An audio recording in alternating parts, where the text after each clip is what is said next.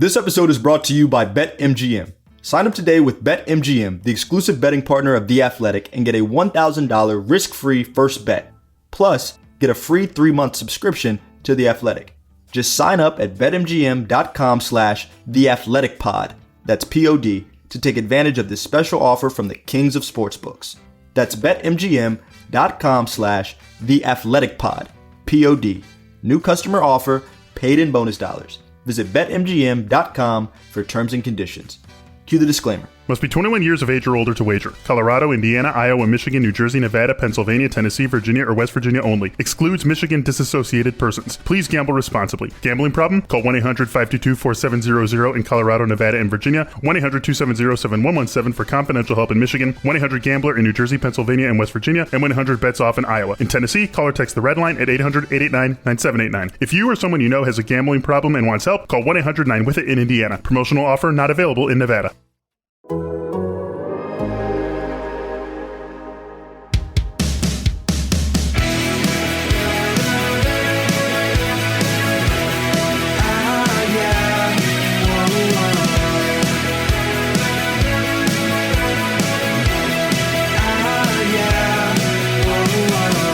Welcome to a special Friday edition of The Audible. I'm Stuart Mandel, joined as always by Bruce Feldman. We just couldn't wait till next week, guys. There's too much going on in college football. Bruce, since the last time we did an episode on Monday, everything we know about the sport has changed. In fact, I can't believe it was only 48 hours ago. As of this recording, it was only 48, maybe 50 hours ago that the Houston Chronicle broke the story, I would say the scoop of the decade, that Oklahoma and Texas are attempting to join the SEC. And, so as of this, things move fluidly. Hopefully they're not completely outdated by the time you listen to this. But as of this moment, Bruce, what do you expect to happen next week? So I'd expect that, by Monday, that Texas and OU would submit a letter announcing that the grant of rights is not going to extend beyond 2025, freeing them up to be able to go to the SEC and bolt the Big 12. And then, look, there's going to be a lot of really messy litigation that's going to go on as attorneys dig into the grant of rights and figure out how quickly could they get out of that. I mean, I think that's what's going to start. I mean, at least that's my read on it from talking to a bunch of people, ADs and people around the sport in the it's been a crazy last 48 hours. And especially if you're in the Big 12, I mean, the story that we did on The Athletic Friday, one of the words that to me, there was a heavy word in there was the word betrayal. And that's what a lot of people in the Big 12 right now feel about Texas and OU. Isn't it crazy how this is just 2010 all over again? I mean, except that this time I think it is going to end with the Big 12 being dismantled. Just the secrecy, the backstabbing, and as we start to unwind, kind of look back now at some of the signs that maybe we should have seen coming. I did think it was very weird that the playoff expansion was unveiled the way it was, where, hey, this is what we come up with. Greg Sankey was on that working group. So was Bob Bowlesby, the Big 12 commissioner. Can you imagine sitting in meetings with the guy whose league you're about to destroy and not saying a word? But now it makes sense to me why he unveiled it when he did. He wanted to rush this thing through because when they get Texas and Oklahoma, they want a big 12-team playoff field that they can stack the deck with. I don't know that part of it's going to come to fruition, but it does seem like this was a lot further along than anyone realized, including the commissioner of the Big 12. And I don't know that there's anything the Big 12, last time it got to the brink in 2010, and then Texas and Oklahoma ended up staying. Doesn't seem like that's a possibility here. No, and I think what's challenging for that, Stu, is you'd be in, one of the ADs I talked to on Friday morning talked about trust is blown up, not just with ADs, but with presidents. And, think about what you just said about how many meetings where people bit their lip or didn't say anything or just kind of whistled to themselves while they just kind of, knew that these other members and partners were going to be just basically cut out of the picture. It's just, I don't know, it's a cutthroat business move is the way it like feels at this point. And quite honestly, we have not heard much from the people, like we've seen some statements from OU in Texas, but really just kind of shoulder shrug statements. So really interesting times. How far does this go back? I think there's a lot of speculation on that. I'm sure at one point we will hear that, maybe this started a year ago, where Greg Sankey from the SEC and maybe some folks at ESPN started projecting the money that they thought they could make. And they had some, I'm sure they had models lined up to see how this would work. From what I heard, Notre Dame was a possible projection in this as well. So, I mean, just taking a step out, and I know you are always fascinated by realignment chatter because it goes on many levels. I mean, the drama here trumps all the stuff that we had from CFP talk and all the, behind the scenes and secret meetings and all that stuff. And this is it, like, on steroids. These guys have gotten very shrewd. They've gotten very good at doing things in secret, that's for sure. We didn't know that the playoff expansion meetings were as far along as they were. And certainly nobody knew, outside of a few people apparently, that, you said this has gone back a long ways. I'm under the impression now, after 48 hours or so of reporting, that Texas approached the SEC as far back as 2019. Now, that doesn't mean that they've been hashing it out every day since. And it may be, what we don't know is, like, if and it was A&M, and we know it was you, A&M, blew this thing up on at SEC Media Days. If they hadn't made it go public, maybe they would have continued to slow play it, because it is weird to be doing something now that is not, that grant of rights doesn't come up for another 4 years, right? So it's, you would have thought they would have waited a couple more years to do something like this, and maybe they would have slow played it. But now that it's out there, you kind of have to make your move. And I think a lot of people, once the curtain gets peeled back, a lot of people are going to feel really lied to, really duped. But this is conference realignment. Just add this to the annals, right? Of Carl Benson was moving his daughter he was the WAC commissioner at the time, was moving his daughter into college at USC when he got the call that Boise State was leaving for the Mountain West and a whole bunch of schools were going to follow. This stuff, I mean, there's a story about John Marinato, the commissioner of the Big East, who passed away recently. When he found out that Pitt and Syracuse were leaving, he fainted in the press box at a game. I mean, this is a ruthless business. It really is. But there's so much money on the line. And so I think what's going to be really exposed here soon is, I mean, I just feel so bad for Iowa State, Baylor, Texas, all those leftover schools.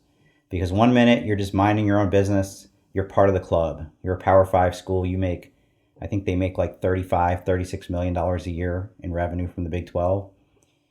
And then the next thing you know, your two flagship brand schools defect, and they're going to find out real quickly what those schools are worth without Texas and Oklahoma attached to them. And I think it's going to be pretty humbling. I don't know that those schools on their own are viewed that differently by ESPN and Fox than a Group of 5 school. I really don't. And that may sound, insulting to Baylor, who just won the men's basketball national championship and has played in several BCS bowls. Oklahoma State has had a very high-level football program. All those schools, with the exception of Kansas, have had their moments over the last decade. But that's not what this is about. Realignment is entirely about TV eyeballs and TV money. Texas and Oklahoma bring it. Those others don't. This episode is brought to you by BetMGM. Sign up today with BetMGM, the exclusive betting partner of The Athletic, and get a $1,000 risk-free first bet.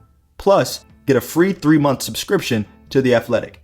Just sign up at betmgm.com/theathleticpod, that's P-O-D, to take advantage of this special offer from the kings of sportsbooks. That's betmgm.com/theathleticpod, P-O-D. New customer offer, paid in bonus dollars. Visit betmgm.com for terms and conditions. Cue the disclaimer. Must be 21 years of age or older to wager. Colorado, Indiana, Iowa, Michigan, New Jersey, Nevada, Pennsylvania, Tennessee, Virginia, or West Virginia only. Excludes Michigan disassociated persons. Please gamble responsibly. Gambling problem? Call 1-800-522-4700 in Colorado, Nevada, and Virginia. 1-800-270-7117 for confidential help in Michigan. 1-800-GAMBLER in New Jersey, Pennsylvania, and West Virginia. And 1-800-BETS-OFF in Iowa. In Tennessee, call or text the red line at 800-889-9789. If you or someone you know has a gambling problem and wants help, call 1-800-9-WITH-IT in Indiana. Promotional offer not available in Nevada. This episode is brought to you by HP. Whenever you do your best thinking, the HP Spectre X360 is ready when inspiration strikes. With power save for battery life and focus mode to multitask, you can do your best thinking whenever and wherever it happens. You can't always schedule when and where you might have a brilliant thought, whether it's in the morning or before bed, when you're at your computer or away from it. Thinking can happen anywhere and anytime. The HP Spectre X360 2-in-1 convertible PC with Windows 10 saves battery life for whenever an idea hits you. HP Spectre X360, a more thoughtful laptop. No, and I think you're going to see sometimes where people will say, "Oh, these are the ratings, and this is what we did." But a Bedlam game, I don't think the network is going to look at Bedlam and say, "Okay, that's." Yeah, Oklahoma State played in that, but I think they're going to look at games and say, okay, Oklahoma State versus Texas Tech, Baylor versus TCU, Iowa State versus Oklahoma State. What are the numbers on those where there's not one of the two blue blood programs from the Big 12 factoring into it? So I think the thing that's, from my understanding, one of the challenges here is you have these others, for lack of a better term, you don't want to call them leftovers, but like the other 8 Big 12 programs. And then for the other, top group of 5 programs, they're going to look at it and say, well, don't take shots at us because you're saying we don't bring eyeballs when we're like a mid-level Big 12 program. I think the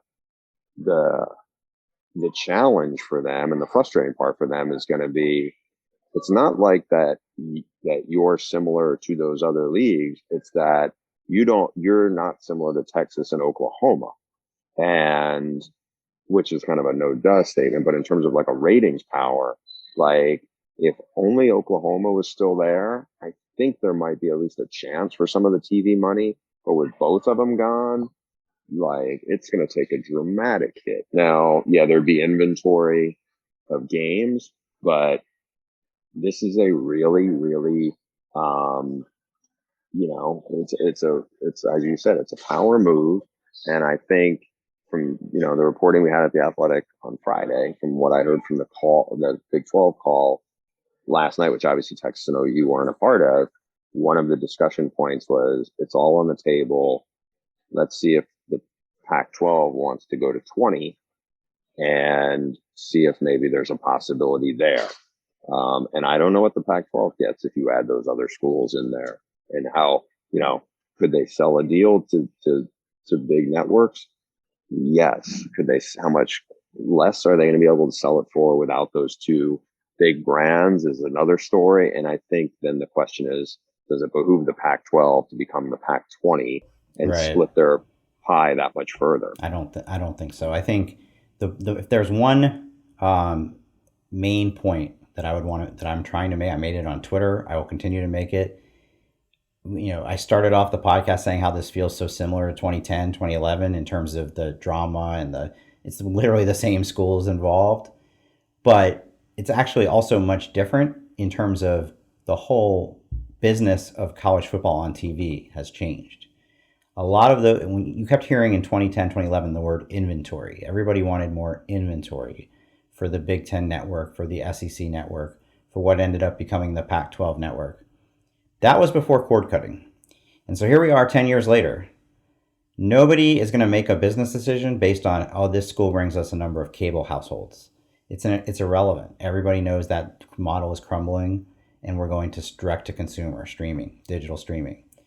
And so, I think there's been a reflex on Twitter at least that, okay, well, gosh, if they get those two, then the Big Ten's going to have to add 2, and the ACC is going to have to add 2, and everybody, we got to get to 4 16-team conferences. That's always been the for some reason that's always been the model that everybody assumed this was heading toward. And I would just say I wouldn't assume that at all, for the exact reason I just said about those 8 schools. And it's not just those 8 schools. Every conference has the 3 or 4 blue bloods that are propping up the others. It's just that the others have managed to, the Big Ten has managed to create harmony for its entire history, so that you're not always worried that Ohio State might cut and run. The Big 12 was never able to get Texas in particular to be fully bought in and committed. So the point is, I can't name 2, maybe you can, I can't name 2 schools that would be realistically available. Like, I don't think Notre Dame's available. Realistically available, that if the Big Ten added those 2 schools, their conference would become, their teams would make more money per school than they would without them. They might actually make less money per school than they do now. Yeah, and I would probably agree with you. If you take Notre Dame out of the mix, then there really doesn't seem to be viable options from there. So I don't know. I mean, every crazy scenario is being thrown out there. Yeah. Can't somebody reported, and there's so much I love about realignment, and the crazy rumors is one of them. Or the crazy quote unquote report. Somebody reported that Kansas is talking to the Big Ten. Well, anybody can talk to anybody, but the idea that the Big Ten, which in this new world, I think we're looking at a world where the SEC and Big Ten are kind of the 2 superpowers, that the Big Ten is going to take on the worst Power 5 football program in America, like one that's mired in scandal too. Yeah, that's not happening. That's just not happening. Kansas and again, football drives the bus. Kansas basketball is a great historic program, and people tune in to watch it. Doesn't matter. This is about football. Now, if you're the ACC, they might be in a little bit of a different situation, because they are stuck and Lord knows why John Swofford did this, but in order to get the ACC network, the ESPN to do the ACC network, they agreed to lock in their TV rights to ESPN through like 2034, I want to say. And that the value of that deal is going to get more and more outdated with each passing year as the market resets itself. And the only way they can possibly get out of that and reset it is to add more schools. Because when you add more schools, it changes the contract enough that, you have to redo it. But when they added Pitt and Syracuse, and certainly when Notre Dame came on as a partial member, yeah, they tore up the contract and ESPN threw more money at them every time. Would that necessarily be true this time if they said, hey, guess what, ESPN? Now we have West Virginia. I don't think so. I think ESPN would call their bluff on that. Yeah. Well, I mean, there's a lot of tentacles to this. I mean, I keep thinking about it, as you said. I mean, what intrigues fans, and certainly what intrigues media, and I know what intrigues you, is those tentacles and how there's so many different perspectives on it. And I don't know, because there's so much speculation that goes into it. There's like a fantasy sports aspect of this, and I think there's because it's behind the scenes boardroom dealing, because there's some level of cutthroat business, and because there's, you're like some of the stories that I've heard about just the relationships of I come back to the word betrayal. Man, there's some ugliness going on here. The one saving grace for the leftover Big 12 teams is that, right now they're talking about sticking together, staying the course. Who knows if that'll actually be true? But the one saving grace is that if we are in fact going to get a 12-team playoff with automatic berths for the top 6 conferences, the whole Power 5, Group of 5 distinction kind of becomes irrelevant. If you win that conference, you're probably going to be one of the top 6, and you're going to go to the playoff. And maybe maybe that means that the Iowa States and West Virginias actually get to go to this thing for once, because Oklahoma's not in there anymore. The problem is the money. You've now become accustomed to a certain level of funding for your athletic program that's just not going to be realistic anymore without Texas and OU there to bring in those checks. And that's going to be a really tough thing if they have to navigate that. Which is why part of me at first thought, when this first came out, was like, this is a leverage play, and they'll eventually No. And then you realize pretty quickly that this is much further along than that. So you don't see Baylor threatening to sue anybody this time. There have been some nasty politician tweets, but not too many. I think everybody realizes this is too far down the track. So every day can bring changes, challenges, and opportunities that can also change your personal or business financial goals and priorities. As a true partner, Sandy Spring Bank can make it all a bit easier. Someone who really listens, understands, and then creates solutions in hard times and good times. We'll always strive to be your advocate, today and every day. That's real banking for real life and real business. Visit sandyspringbank.com/real. Member FDIC. Question for you. And by the way, we haven't even mentioned, I'm looking at you, you're sitting in the lobby of a hotel in Indianapolis. We would have loved to do an emergency podcast earlier in the week, but the timing of this was that you were traveling to Indianapolis and you've been interviewing Big Ten coaches and players for the last 2 days. So this, and a lot of people got stuck in that predicament. I saw some Pete Thamel writing his SEC, Oklahoma, Texas column from ACC Media Days. I saw Pat Forty write something from Tokyo about SEC expansion. When this was all happening the first time around, I actually was not a fan of it. The traditionalist in me was like, I don't want to see Texas A&M and Missouri in the SEC. I think I was okay with Nebraska to the Big Ten, but there were others where I'm certainly to this day, I'm still not on board with Rutgers, Maryland in the Big Ten. I'm kind of excited about an SEC with Texas and Oklahoma in it. How do you feel? I haven't really honestly processed it at this point. Like the part that to me is most interesting is the maneuverings of Texas A&M, this past week. And, one of the ADs made a point to say to me, it was like, yeah, it looks like Texas A&M didn't really have much traction in being able to derail this, which certainly. Don't you kind of think that was all for show? They know they can't stop it. That was just to appease their constituents. I don't know. I'm eager to read that story, and maybe our friend Sam Khan will have the TikTok of that. Well, that's a good reminder for me to tell people that we have been covering the heck out of this story, and this is when I love the fact that we have such a great team of writers at The Athletic. Sam Khan knows A&M cold. Max Olson knows the Big 12. Jason Kersey covers Oklahoma. Andy Staples has been doing stuff. I've been doing stuff. You've been doing stuff, and so on. I'm Ari Wasserman with the recruiting angle. Go to theathletic.com/theaudible. If you are not a subscriber, this would be a really good time to become one. Get that promo code that we have, theathletic.com/theaudible. I mean, we've already written probably a dozen stories on this topic in the last 2 days, and there'll be many more to come in the days and weeks to come. Sorry, I think I cut you off when you were giving me your you said you haven't really had thought about yet, like what that would look like as a product, the even more star-studded SEC. Yeah, I just think it's obviously a big different to have Texas in there. Texas is such a big brand. Obviously, Oklahoma's had a lot of success on the field, but I haven't really wrapped my mind around that yet because when is this going to happen? I guess this hasn't really sunk into me yet. I'm not there. So probably because you've been so busy actually like doing, Big Ten stuff, whereas I've spent the last 48 hours thinking about nothing but this.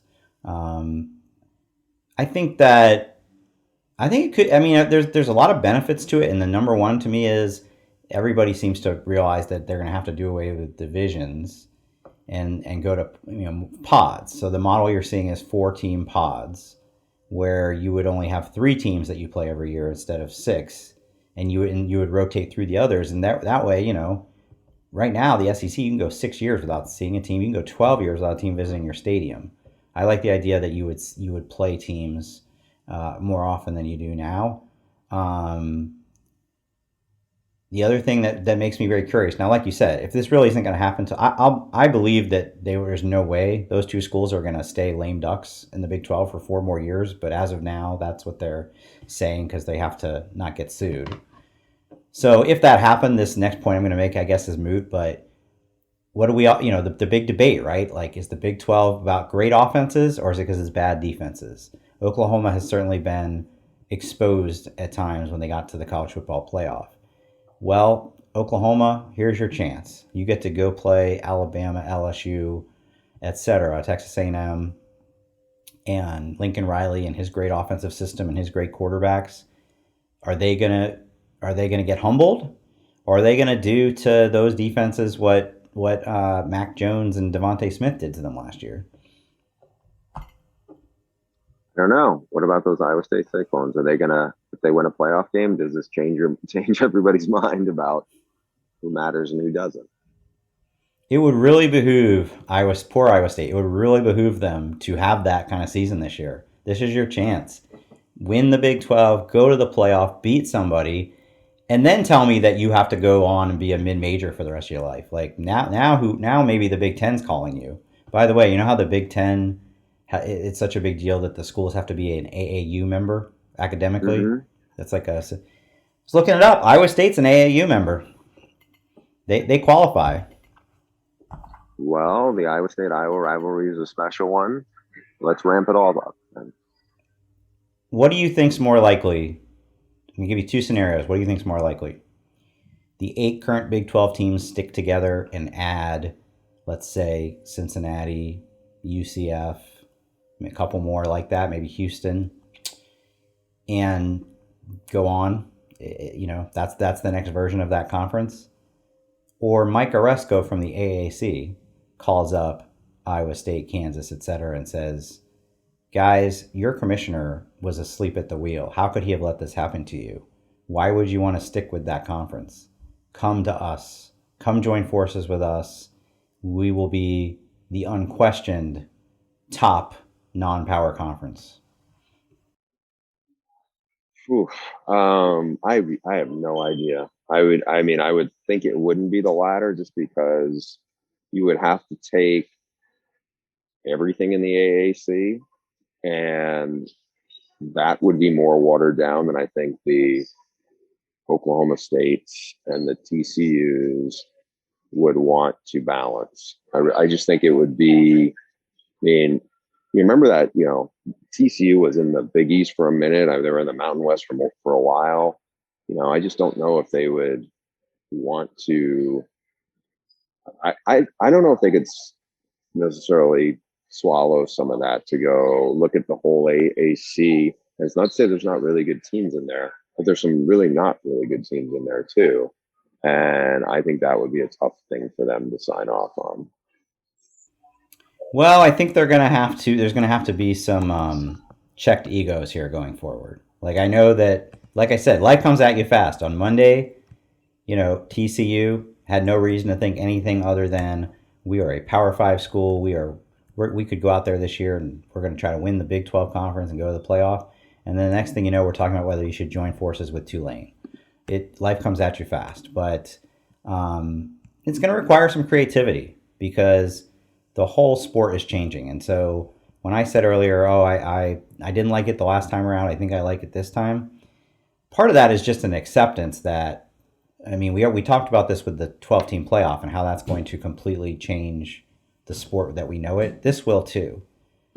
Throw in NIL, throw in transfer exception. Like, it's crazy, but in the year 2021, almost every part of this thing, of this sport that's been the way it's been for so long, has been upended. And some people are going to say, it sucks. Like, now it's just becoming the NFL light and the players are making money and it's all about business and eyeballs and killing rivalries, and I don't like it anymore. And some people are going to be like, this is freaking awesome. Like, you're telling me every week of the season I can see, you know, it used to be that I got to watch Alabama play, LSU, Auburn, etc., but I also had to watch them play Vanderbilt, you know, Kentucky, etc. Now you're telling me they're also going to play Texas and Oklahoma. This is amazing. Yeah, I don't know. I don't know what to tell you. I just feel like there's a lot of stuff we still don't know how it's going to play out. And I think we're in a wait and see mode for the next couple of days.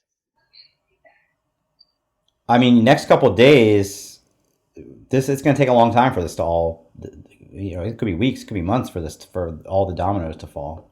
But yes, the immediate news that we're going to be watching next week is for the formal the formal things to happen where the Big 12 teams, Oklahoma and Texas, formally announced, not that they're leaving the Big 12, right? Not that we're withdrawing from the Big 12. It's that we're not extending our rights past 2025. Nobody can sue them for that. Then they have to formally reach out to the SEC and make us believe that they haven't had those conversations already. And then the SEC can formally invite them. And the SEC will probably say we're inviting them for 2025. And then the lawyers get involved and start negotiating some sort of early exit fee. But as it is, like if the Big 12 can say we're holding you to it, and I've seen the set number 70 million thrown around. I think it could be more than that. It's a grant of rights. They hold their rights till 2025. They have to get them to agree to let them out early, and I don't know if they will. Right, Stu. I gotta run. Yeah, Bruce is literally about to run to he's like, I'm watching him like go call the Uber as we speak. So I'm glad we were able to squeeze this in before your flight home. By the way, next week, Bruce and I will be in person for the first time in I don't know how long at Pac-12 Media Days, which suddenly take on a whole different, lot different questions to be asked at Pac-12 Media Days than I would have expected a week ago. But and I look forward to asking Nick Rolovich some of those calls on his Zoom, by the way. All right, we'll see you guys next week.